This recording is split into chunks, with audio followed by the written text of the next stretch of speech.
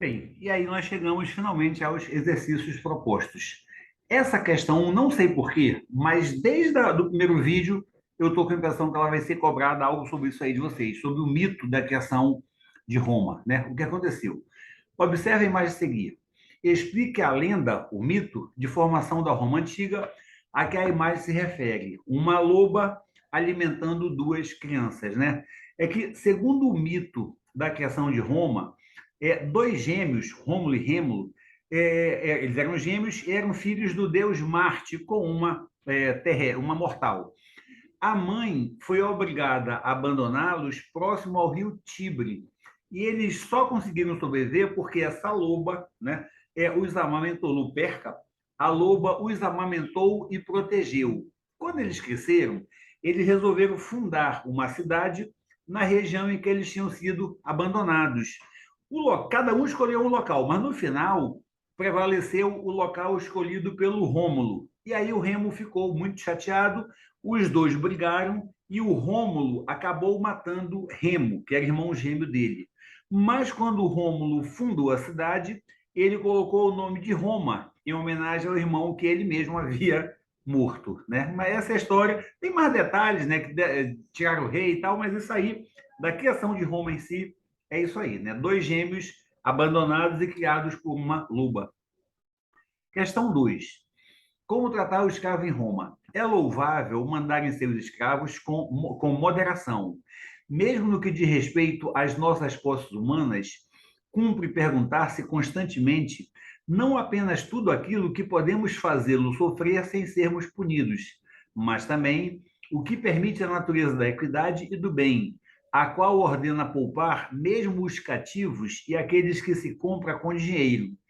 Quando se trata de homens livres de nascença, honrados, é mais justo tratá-los não como material humano, mas como pessoas que estão sob tua autoridade e que te foram confiadas não como escravos, mas como pupilos. Texto de Sêneca. A partir da leitura do texto e dos seus conhecimentos históricos, analise a condição do escravo na sociedade romana, elabore sua resposta considerando como o indivíduo se tornava escravo na antiguidade. Bem, na sociedade romana, os escravos eles nem sequer eram considerados cidadãos e, portanto, eles não tinham direito algum.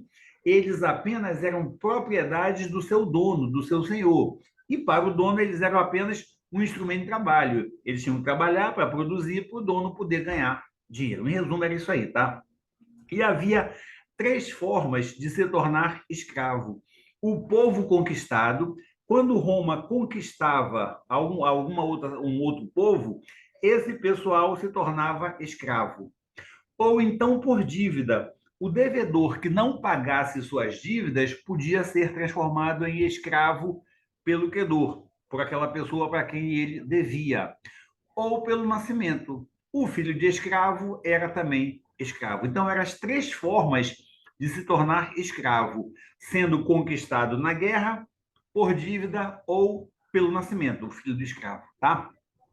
Questão 3. Leia o texto a seguir, baseado no prólogo de Asterix, um personagem dos quadrinhos que teve sua história adaptada para o cinema. E fica um conselho: hoje eu não sei nem se ainda se encontra gibi de Asterix, mas tem um filme Asterix muito legal, muito fantástico o filme, top. Vejam, depois das provas assistam se der, tá? No ano 50 a.C., ocorreu a ocupação de quase toda a Gália pelos romanos. Gália é onde hoje fica a França. Quase, porque uma aldeia povoada por obstinados gauleses resistia contra os invasores, deixando a vida mais difícil para os legionários romanos.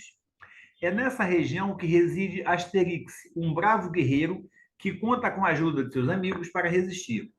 O druida Panoramix prepara uma poção mágica que dá uma força sobre-humana para que os aldeões consigam resistir à invasão romana. Obelix, no entanto, possui essa força permanentemente, já que caiu dentro de um caldeirão com essa poção quando era um bebê.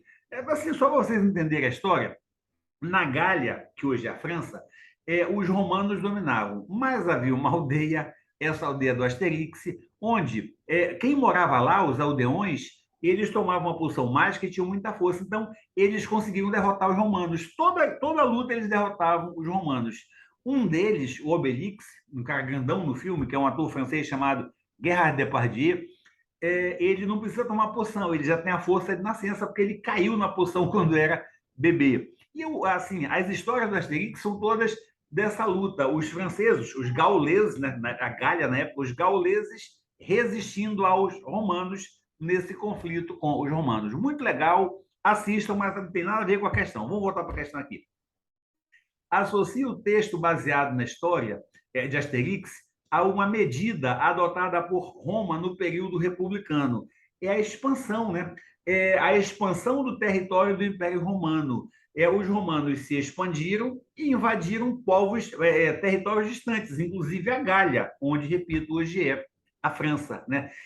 Com essa expansão, pelas guerras de conquista, eles iam conquistando os territórios vizinhos, Roma foi aumentando cada vez mais o seu próprio território. Né? B. Apresente os objetivos de Roma com essa medida. O que Roma queria com essa expansão? Bem, primeiro ela queria conquistar territórios maiores e mais férteis. Para quê? Para aumentar sua produção agrícola. Também queria ter mais escravos, aumentar o número de escravos para trabalhar na produção agrícola, porque essa produção ia servir tanto para o comércio quanto para alimentar o exército. Além disso, essa expansão ajudava na defesa, porque com essa expansão, Roma conseguia mais recursos materiais humanos, porque ela saqueava as riquezas dos povos invadidos. Esses recursos materiais eram necessários para equipar o exército romano para se defender de ataques dos outros povos vizinhos. Tá?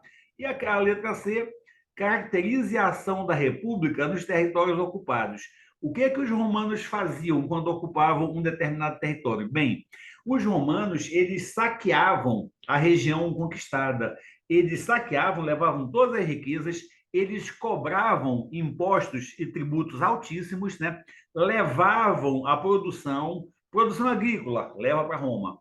Levava as riquezas e, além disso, ainda escravizavam a população. Não era fácil a vida de quem estava num território que os romanos dominavam. Questão 4. Analise a citação a seguir. Foi da maneira que se segue que todos os poderes do Senado e do povo passaram a Augusto, a partir de quem estabeleceu-se uma verdadeira monarquia. No entanto, os romanos detestam tanto o nome monarquia que se recusam a chamar seus imperadores de ditadores, reis ou de qualquer outro nome do gênero. Cite qual período político da civilização romana antiga o trecho anterior caracteriza. Bem, é o período imperial, né? O general Otávio, que depois passou a ser Otávio Augusto, o general Otávio, ele derrotou o general Marco Antônio, os dois lutavam para ver quem ia dominar o Império Romano, e aí o general Otávio passou a ser o único líder da civilização romana, com o nome de Otávio Augusto. É por isso que aqui está falando aí Augusto, né? Otávio Augusto. Explique como essa fase da política romana foi mantida. Bem, para o general Otávio Augusto conseguir manter o poder, apesar da insatisfação popular, o povo estava na miséria, não estava muito satisfeito, ele adotou a chamada política do pão e circo, panis et circenses, que é outra questão que eu tenho certeza absoluta que vai ser cobrada de vocês.